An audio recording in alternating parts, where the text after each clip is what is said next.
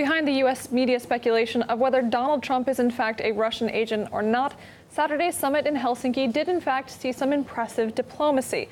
One of the issues where the leaders seemed to have common ground was Syria, and Russia's defense ministry says it's ready to implement any deals agreed upon. Now joined in the studio by RT's Maria Finoshina. Now, Maria, what's been achieved at this summit then? In fact, it's really hard to say what has been achieved, and it's not clear what concrete steps or what exact changes in the two countries, US and Russia, military strategies and tactics in Syria we can expect following these claims and the dialogue that we had yesterday on Monday.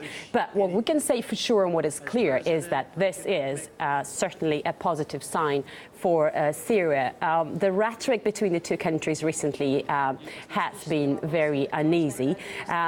We've even been hearing Russia and US accusing each other of destabilizing the situation in Syria and even warning the other side that certain steps could be dangerous and certain reaction could follow. So it was quite tense. And now we hear that Russia's President Vladimir Putin says that the two countries coordinate in Syria very well. And we heard Trump saying that actually the military get along very well, and they've even gotten along better than any political leaders. Let's take a listen. In fact, our militaries actually have gotten along probably better than our political leaders for years, but our militaries do get along very well, and they do coordinate in Syria and other places. So it's still yet to come and see what follows, but definitely it is a positive and good sign for Syria. And I guess what's important to understand is what is currently going on in Syria right now? Well, the war has been raging there for more than 7 years already, as you know, so the situation remains very difficult on the ground. But recently the focus has been on the region in Syria bordering Israel. As you know, Syria and Israel, the confrontation between the two countries has been very high, actually always pretty much, and remains today. But we heard reports shortly after the meeting between Mr. Trump and Mr. Putin that the Syrian government managed to regain control of a strategic region in that part of Syria bordering Israel. And I have to say that these reports are very hard to verify at this point, but we can say that it's not a secret that the US has a certain influence on Israel, and since we hear President Trump saying that they are ready to cooperate in Syria, we can expect that the situation could ease in Syria and maybe could even mean some gains for the Syrian government on the ground. Of course, we'll be following along closely to see if any concrete actions are taken. RT's Maria Finoshina, thank you so much. We can now bring in geopolitics expert Pierre-Emmanuel Thoman. Now, Mr. Thoman, we know that some agreements have been reached, but not the details at this point. Do you think the deals will help Syria? I think this is a new process. And Vladimir Putin and Donald Trump have shown to the world that they want to be in charge. So, of course, we don't know yet the detailed content of what they negotiated.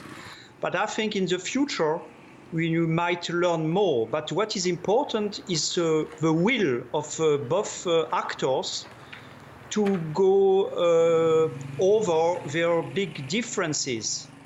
And they want to start negotiations on a real political basis, and I think this is a good start, because utopian ideas in international relations always fail, and they admit their rivals.